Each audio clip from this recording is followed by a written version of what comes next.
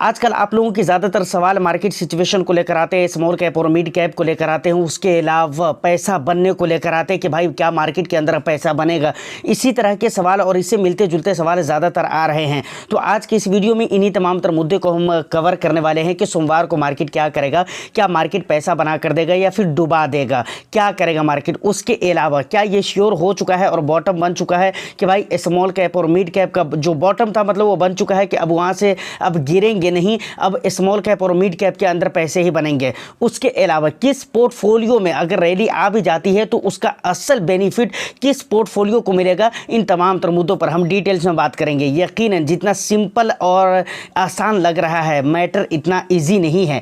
तो बिल्कुल सब्र के साथ जो चीज़ें मैं आपको दिखलाने वाला हूं उनको आपको सब्र के साथ देखना पड़ेगा ताकि आपको ये पूरी तरह से क्लैरिटी मिल सके कि भाई हमारे यहाँ के मार्केट के अंदर चल क्या रहा है और आगे क्या चलने वाला है। एक आइडिया आपको रफली ज़रूर मिल जाएगा कि क्या हो सकता है आगे। तो इन तमाम तर मुद्दों पर बात करेंगे। वीडियो बहुत इंटरेस्टिंग होने वाली है, बस एक लाइक कर दीजिए, शेयर कर दीजिए। चैनल को अगर अभी तक आपने सब्सक्राइब नहीं किया तो चैनल को भी ज़रूर सब्सक्राइब कर लीजिए, क्योंकि इस तरह की इंटरेस्टिंग कंटेंट मैं आपके लिए लेकर आता रहता हूं। देखिए, सबसे पहले अगर मुद्दे की बात करें तो सोमवार को कैसा रहेगा मार्केट, क्या मार्केट पैसा बनाएगा या फिर पैसा डुबाएगा। इसको समझने के लिए सबसे पहले वो मेन चीज़ जो अभी मैं आपको दिखलाने वाला हूं वो तो आप देखेंगे ही, लेकिन उससे पहले हम ज़रा बात कर लेते हैं वही जो हम बराबर बात करते हैं, सेंटीमेंट।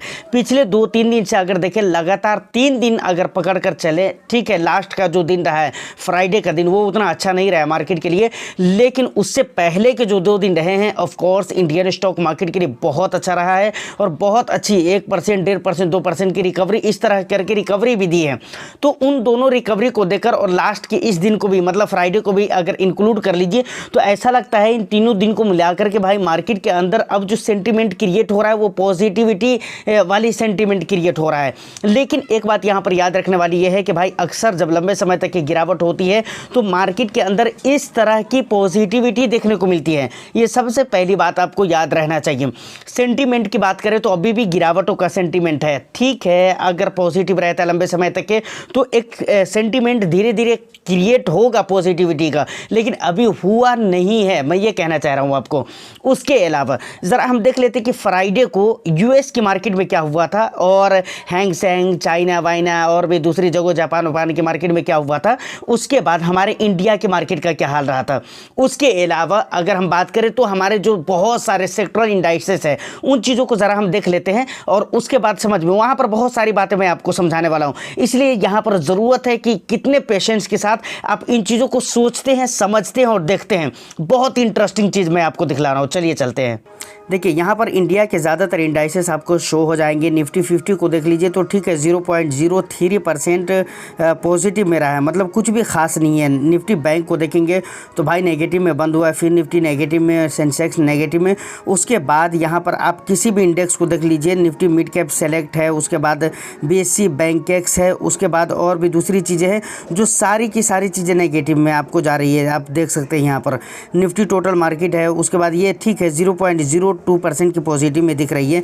निफ्टी नेक्स्ट 50 है, सारी के सारी जगहों पे नेगेटिविटी ही शो हो रही है। उसके बाद ज़रा हम ग्लोबल इंडाइसेस के ऊपर क्लिक करेंगे तो यहाँ पर मैंने आपको बताया ना, निक्केई देख ले तो यहाँ पर हैंग सेंग देख ले, तो उसके बाद डेक्स देख ले, FTSE देख ले, उसके बाद CAC, इन सारी जगहों पे नेगेटिविटी है। लेकिन वहीं पर अगर हम गिफ्ट निफ्टी को देखें या डाउ फ्यूचर को देखें, नैस्डैक को देखें, डाउ को देखें, S&P 500, ये चारों के चारों इंडाइसेस पॉजिटिव में नज़र आ रहे हैं। चलिए, ये तो बात हो गई इंडिया और US को लेकर। ज़रा हम चलिए, ये तो इंडिया और US के कंपैरिजन हो गए। अब ज़रा हम इंडिया के अंदर ही बहुत सारे इंडाइसेस हैं, जैसे बहुत सारे सेक्टरल इंडाइसेस हैं, उन जगहों पर हम देख लेते हैं कि भाई चल क्या रहा है। देखिए, सबसे पहली बात कि आपने निफ्टी 50 को देख लिया है, उसके बाद निफ्टी 500 देखने को मिल जाता है, निफ्टी बैंक है, निफ्टी फिनेंशियल सर्विसेज है, उसके बाद निफ्टी मिड कैप सेलेक्ट है। मतलब ये तमाम तर अगर मैं आपको पढ़कर बताऊँ तो बहुत ज़्यादा टाइम लग सकता है। सिर्फ आप कलर देखते जाइए, बस कलर देखिए और ख़ुद से फैसला कर लीजिए। कहीं पर अगर ग्रीन नज़र भी आता है तो आप ये समझ लीजिए कि बहुत ज़्यादा अच्छी खासी पॉजिटिविटी वहाँ पर देखने को नहीं मिली है, समझ रहे हैं ना। आप ज़्यादातर जगहों पर देखेंगे तो भाई वहाँ पर अच्छे मामूल नहीं आपको देखने को मिलेंगे। निफ्टी ऑटो की बात करें तो 0.2% की तेज़ी देखने को मिली है। निफ्टी मेटल की अगर बात करें 0.4 है। उसके बाद निफ्टी एफएमसीजी को देखें तो यहाँ पर थोड़ा सा ज़्यादा देखने को ज़रूर मिल जाता है, 1.50% की पॉजिटिव। निफ्टी इंफ्रास्ट्रक्चर को देख लीजिए तो 0.3% की तेज़ी यहाँ पर देखने को मिली। निफ्टी रियलिटी है तो ये तो नेगेटिव में ही जा रहा है। निफ्टी मीडिया है 1.8% की तेज़ी में यहाँ पर नज़र आ रहा है, समझ रहे हैं ना। ज़्यादातर जगहों पर देखेंगे तो भाई आपको नेगेटिव ही सारी चीज़ें नज़र आ रही है। इससे आप खुद अंदाज़ा लगा सकते हैं कि भाई सेंटीमेंट का क्या चल रहा है। और इंडियन स्टॉक मार्केट के अंदर ज़्यादातर इंडाइसेस कल के यानी फ्राइडे के डेट में भी ऐसे रहे हैं जो कि नेगेटिव में बंद हुए हैं। जो सारी चीज़ें मैं आपको यहाँ पर दिखला रहा हूँ, ऐसा तो नहीं है कि मैं अपने मन से मिलाकर कुछ भी बोल रहा हूँ। कोई अगर पॉजिटिव रहा भी है तो बस वो नाम के लिए पॉजिटिव।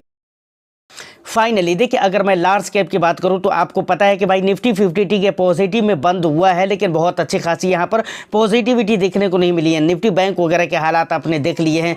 ज़्यादातर इंडिया के ज़्यादातर इंडाइसेस ऐसे हैं जो ज़्यादातर लोग जिसको देखकर फैसला करते हैं, डिसीजन करते हैं, वो सारे के सारे नेगेटिव में नज़र आ रहे हैं। निफ्टी 50 वगैरह को छोड़कर कुछ ऐसे इंडाइसेस हैं जो कि उसको छोड़कर है, स्मॉल कैप मिड कैप वगैरह को छोड़कर, समझ रहे हैं ना।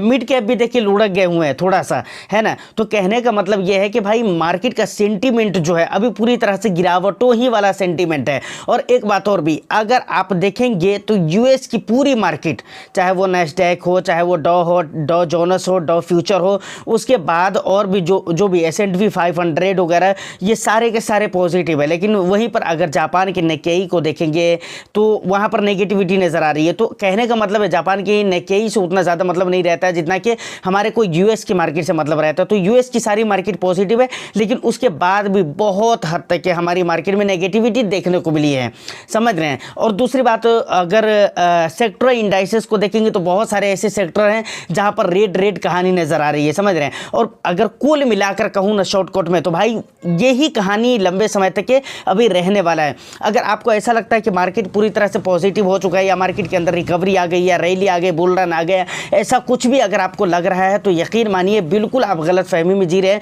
क्योंकि ऐसा होता है कि एक हफ्ता भी ऐसा रहे मार्केट, हो सकता है 2 हफ्ता भी रहे, 3 हफ्ता भी रहे, लेकिन याद रखिए कि स्मॉल कैप और मिड कैप में गिरावट होगी। और ये गिरावट जब भी होगी ना, तो ये जो आज की वीडियो है ना, इसकी कटिंग करके मैं आपको याद दिलाऊंगा उस टाइम पे कि हाँ मैंने कहा हुआ था कि भाई गिरावट होगी। क्योंकि इसके पीछे का 2 रीज़न है। सबसे पहला तो है देखिए, लॉजिकल रीज़न को समझने के लिए आपको चार्ट पैटर्न पे जाना पड़ेगा। लेकिन देखिए, हम लोग सेबी रजिस्टर्ड नहीं है, इसलिए बहुत सारी चीज़ें हम वहाँ पर डिस्कस नहीं कर सकते। बस सिंपल वे में जो मैंने देखा है वो चीज़ मैं आपको बतला देता हूँ कि भाई मार्केट में लॉजिकल रीज़न ये है कि भाई FIIs जो गए तो मार्केट, अभी आप देखेंगे ना, एक चार्ट बना हुआ है जो ऐसे करके नीचे की तरफ आया हुआ है, और वो पूरी अभी और भी नीचे आनी बाकी है। वो और भी जब नीचे आएगा तब वहाँ से क्या कहते हैं, FIIs स्टार्ट करेंगे खरीदना। मतलब ऐसे चार्ट गया है, ऐसे हुआ है, और फिर थोड़ा सा ऊपर उठा, और फिर वो अपनी असली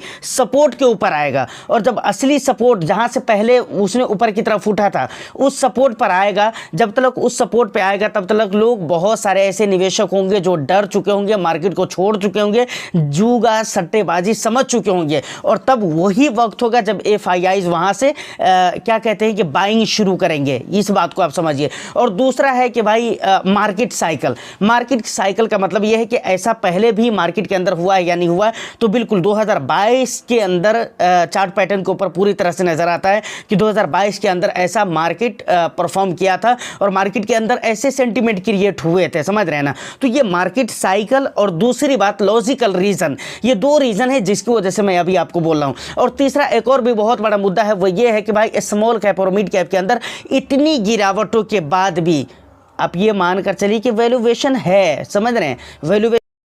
तो फाइनली यहाँ तक ये सारी बातें क्लियर हो जाती है। अब एक बहुत बड़ा सवाल ये आता है कि ऐसे मार्केट में अगर रैली आती भी है या फिर मार्केट के सिचुएशन धीरे धीरे अच्छे होने लगते हैं तो किस तरह के पोर्टफोलियो वाले को बहुत ज़्यादा फ़ायदा पहुँचने वाला है। तो यकीन माने कि आप सोच कर देखिए कि अगर आपके पोर्टफोलियो में नंबर ऑफ़ फंड्स बहुत ज़्यादा है, मैंने इस बात को एक बार नहीं 1000 बार बोला हुआ है कि भाई नंबर ऑफ़ फंड्स बहुत ज़्यादा है, तो ख़ास तौर से मार्केट के ऐसे सिचुएशन में आपको बहुत ज़्यादा फ़ायदा नहीं मिलने वाला है। सोच लीजिए आपके पोर्टफोलियो में अगर 15 फंड है, 10 है, 15 है, 25 है, 30 है, इस तरह करके फंड अगर रखा हुआ, उसमें से बहुत सारे फंड होंगे जो स्मॉल कैप होंगे, बहुत सारे मिड कैप होंगे और बहुत सारे होंगे जो कि सेक्टरल एंड थीमेटिक कैटेगरी के फंड होंगे। तो सोचिए कहीं से अगर रिकवरी हो रही है तो ऐसा तो नहीं कि ओवरऑल मार्केट में सुधार एक ही मर्तबा आ जाएगा या फिर मैक्सिमम जगहों पे सुधार एक ही बार में आ जाएगा, नहीं आएगा। तो इसलिए आपके पोर्टफोलियो में जो फंड होने चाहिए वो लिमिट होने चाहिए, वो सीमित होने चाहिए और बिल्कुल सही काउंटिंग के साथ आपके पोर्टफोलियो में फंड होने चाहिए, ताकि जब रिकवरी का टाइम स्टार्ट हो और रिकवरी होनी शुरू हो, थोड़ी बहुत हालत मार्केट की अच्छी होने लगे, वहीं से आपको फायदा पहुंचने लगे। लेकिन अगर आप सोच कर देखें बहुत ज़्यादा फंड रखा हुआ है आपने, तो कहीं से मार्केट रिकवर हो रहा है तो कहीं से जाकर आपके पोर्टफोलियो रेड नज़र आ रही है। एक तरफ से रिकवरी हो रही है, दूसरी तरफ से रेड शो हो रहा है। तो कुल मिलाकर यह कि पोर्टफोलियो आपका बिल्कुल उलझा हुआ है। इस वजह से वहाँ पर आपको अच्छी खासी रैली का भी फायदा नहीं हो पाएगा। थोड़े मोड़े स्टार्टिंग जब होगी रैली की तो वहाँ पर फायदा पता चले या ना चले, अच्छी खासी जब रैली आएगी ना उस टाइम पे भी आपको बहुत सारा फायदा नहीं हो पाएगा, क्योंकि कहीं से आपके पोर्टफोलियो में पॉजिटिव रिटर्न्स बनकर आ रहे हैं तो कहीं से नेगेटिव और आपके रिटर्न्स खत्म हो जा रहे हैं, समझ रहे हैं ना। तो ये सबसे बड़ा रीज़न है जिसे आपको समझना चाहिए बहुत ही ईमानदारी के साथ। दूसरी बात, पोर्टफोलियो को मैनेज करना बड़ा मुश्किल हो जाता है अगर नंबर ऑफ फंड्स आपके पोर्टफोलियो में ज़्यादा है या फिर अपने रिस्क एपिटाइट के अकॉर्डिंग अगर आपने पोर्टफोलियो नहीं बनाया, पोर्टफोलियो को सही से डिज़ाइन नहीं किया है। तो देखिए, डाइवर्सिफाइड पोर्टफोलियो हो, ओवर डाइवर्सिफिकेशन नहीं हो, और दूसरी बात रिस्क एपिटाइट का पूरा ख्याल रखा गया हो। इन 2-3 चीज़ों को अगर ख्याल में रखते हुए अगर आपने निवेश किया है तो ऑफकोर्स आपके पोर्टफोलियो में पैसे बनेंगे। लेकिन अगर आपने जैसे तैसे करके निवेश किया है, रिस्क एपिटाइट को याद नहीं रखा है, तो हो सकता है फिर यहाँ से गिरावट होने लगे। और मैं तो कह रहा हूँ कि भाई गिरावट होगी। मुझे तो ऐसा लगता है कि 22,000 का सपोर्ट जो है निफ्टी तोड़ेगा, मुझे ऐसा लग रहा है। मैं देखिए, मैं श्योर, मैं ये नहीं कह रहा हूँ कि जो मैं कह रहा हूँ वो हो ही जाएगा, लेकिन दो जो मैं आपको पीछे रीज़न बता चुका हूँ ना, एक लॉजिकल रीज़न, एक मार्केट साइकिल, जिसकी वजह से ये दोनों ऐसे मेन रीज़न है ना जिसकी वजह से मैं ये बात कह रहा हूँ, समझ रहे हैं ना। तो ये मुझे लग रहा है। अब भाई सेबी रजिस्टर्ड नहीं हूँ तो बहुत ज़्यादा हम मतलब डीपली बहुत बातें आपको मैं नहीं बता सकता हूँ, मजबूरी है, जानते हुए भी नहीं बता सकता हूँ। तो खैर कोई बात नहीं है, जो चीज़ें हैं वो मैं आपको बता रहा हूँ जो आपके काम के हैं, कोई दिक्कत वाली बात नहीं है। तो मेरे कहने का तो भाई यही मतलब है। तो ऐसे जो नॉर्मल पोर्टफोलियो वाले जो ईजी अपने हिसाब से ठीक ठाक पोर्टफोलियो को डिज़ाइन किया है, वो लोग तो पैसे बनाएंगे इस मार्केट के अंदर ऑफ कोर्स, अगर रैली यहाँ से स्टार्ट होती है तो। हाँ, गिरावट होती है तो ओवरऑल मार्केट के अंदर गिरावट होगी और फिर हमारी पोर्टफोलियो भी रेड और आपकी भी रेड होगी। तो वो तो सारी कहानी सबके साथ हो। तो फाइनली वीडियो में अगर आप यहाँ तक के पहुँच चुके हैं तो मुझे विश्वास है कि आपको बहुत सारी बातें इस वीडियो से क्लियर हो चुकी होंगी और बहुत सारे डाउट्स आपको क्लियर हो चुके होंगे। लास्ट में एक बात और भी कहना चाहता हूँ, देखिए मार्केट में बहुत जल्दीबाजी करने की ज़रूरत नहीं है। लमसम करने के लिए, पैसा ड्रॉप करने के लिए बहुत ज़्यादा जल्दीबाजी अभी मत कीजिएगा। 1 हफ्ता देखिए, 2 हफ्ता देखिए, 3 हफ्ता भी देखिए, महीना दिन भी अभी आप देखिए, समझ रहे हैं ना। स्मॉल कैप और मिड कैप के अंदर अभी जल्दीबाजी नहीं करना है। दूसरी जगहों पर अगर थोड़ी सी जल्दीबाजी अगर आप करना चाहें तो कर सकते हैं, लेकिन स्मॉल कैप और मिड कैप के अंदर अभी आपको बहुत ज़्यादा जल्दीबाजी नहीं करना है। इस बात को आप याद रखिएगा। उम्मीद करता हूँ वीडियो आपको अच्छी लगी हो, इन्फॉर्मेशन आपको अच्छा लगा हो तो बस एक लाइक कर दीजिए, शेयर कर दीजिए। चैनल को अगर अभी तक आपने सब्सक्राइब नहीं किया तो चैनल को भी ज़रूर सब्सक्राइब कर लें। आपका कुछ भी वैल्यूएबल फीडबैक अगर रहता है तो आप मुझे कमेंट सेक्शन में बता सकते हैं। मैं फिर मिलता हूँ किसी नेक्स्ट एंड इंटरेस्टिंग वीडियो में। जब तक के लिए all the best. Thank you for watching.